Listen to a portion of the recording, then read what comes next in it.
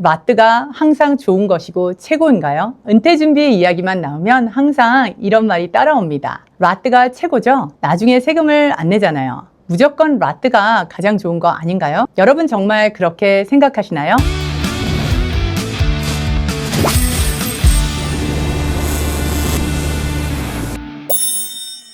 안녕하세요, 신진아입니다. 어떤 상황에서는 Traditional IRA, Traditional 401k 또한 라트 IRA, 라트 401k가 완전히 같은 결과를 만들어낼 수 있습니다. 결국 핵심 질문은 이것입니다. 지금 여러분의 세율이 높으신가요? 아니면 은퇴 이후에 세율이 더 높아질 것으로 예상하시나요? 라트 IRA나 라트 401k는 여러분이 불입하시는 이 금액에 대해서 현재 세금 공제 효과를 받지 않습니다. 즉, 세금을 모두 납부한 돈으로 저축이나 투자를 하시는 겁니다. 하지만 거기서 자라나는 이자까지도 모두 비과세로 성장합니다. 그래서 나중에 은퇴 이후에 이 돈을 찾아 쓰실 때 세금을 내지 않아도 되는 비과세 혜택을 받으십니다.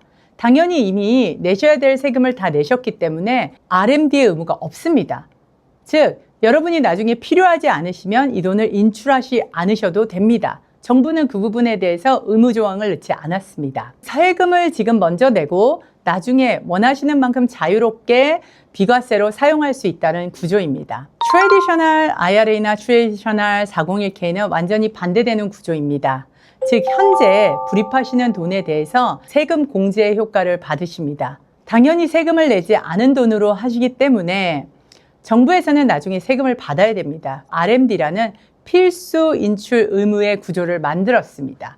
그래서 나중에 여러분이 은퇴 이후에 이 돈을 꺼내 쓰실 때 모두 과세 대상이 됩니다. 하지만 지금 당장 세금 효과를 받을 수 있다는 장점이 있습니다. 미래의 수익률이 높을 것으로 예상되고 현재 굳이 세금 혜택을 받지 않으셔도 되는 정도시라면 라뜨가 유리할 수 있습니다.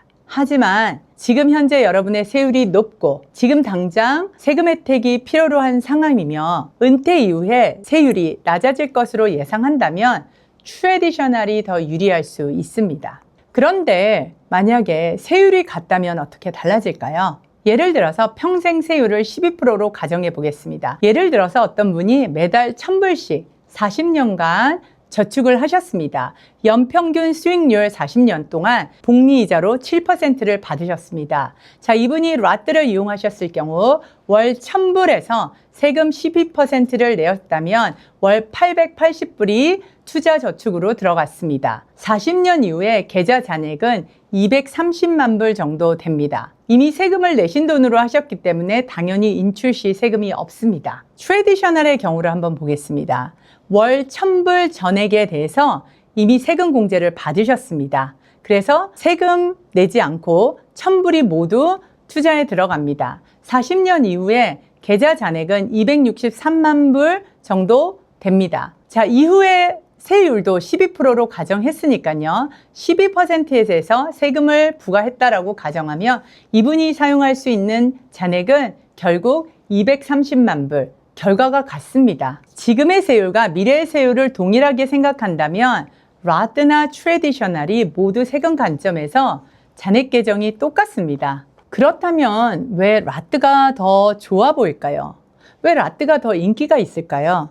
현실에서는 세율이 고정되어 있지 않기 때문입니다. 즉, 미래 세금 인상 가능성. 두 번째, 정부 부채 증가.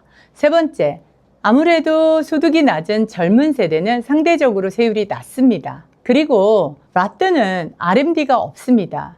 그렇기 때문에 굳이 필요하지 않으면 나중에 꼭 찾지 않아도 되는 그러한 유연성이 있습니다. 아무래도 상속 전략에 유리하다는 장점도 있습니다. 하지만 반대로 한번 생각해 보시겠습니다. 현재 어떤 고소득자가 세율이 35%에서 37%의 높은 세율 구간에 있다라고 생각하신다면 이분이 만약에 라뜨를 선택한다면 지금 높은 세금을 확정해 버리는 것입니다. 진짜 전략은 이것입니다. 은퇴 설계는 어떤 계좌를 선택하시기 결정하기 전에 여러분이 먼저 세금 통제권을 확보하는 전략입니다. 만약에 은퇴 전에 여러분이 현재 소득이 높고 세율이 높다면 전략적인 텍스 플래닝을 통해서 세전 자금을 활용해서 세금을 이연하는 방법, 또한 적절한 비과세 상품을 조합할 수도 있습니다. 은퇴 이후에는 가장 좋은 타이밍에 소득이 낮은 시점에 Roth 컨버전 하는 방법이 있습니다. 또한 임대소득이 있는 경우에 세금을 최대한으로 지불하지 않는 방법을 제한할 수도 있습니다. 또한 RMD 최소한 전략과 여러분이 받으시는 소셜 시큐리티의 소득을 조절하는 그런 방법도 있고 시간을 좀 미룸을 통해서 조절할 수 있습니다. 이 모든 것들이 은퇴 이후에 또 가능해질 수 있습니다. 이것이 바로 Tax Diversification의 힘입니다. 그러면 여러분 꼭 한 가지만 선택해야 할까요? 꼭 그렇지 않습니다. 앞서 영상에서 제가 말씀드린 것처럼 노후 은퇴연금의 과세소득과 비과세 소득을 적절하게 이용하신다면 은퇴 이후에 세금을 조절할 수 있는 선택권이 생깁니다. 이게 가장 이상적인 구조입니다. 세율이 같다면 결과는 같습니다. 하지만 현실은 세율이 변하고 여러분의 소득도 변하고 세법도 계속 변하고 있습니다. 그래서 여기서 중요한 질문은 이것입니다. 어느 것이 무조건 좋고 어느 계좌가 더 좋은가가 아니라 나는 은퇴 이후에 세금을 조절할 수 있는 구조를 가지고 있는가? 은퇴 설계에 만일 세금 전략이 빠져 있다면 그건 단순한 저축 계획일 뿐 완성된 은퇴 전략이 아닙니다.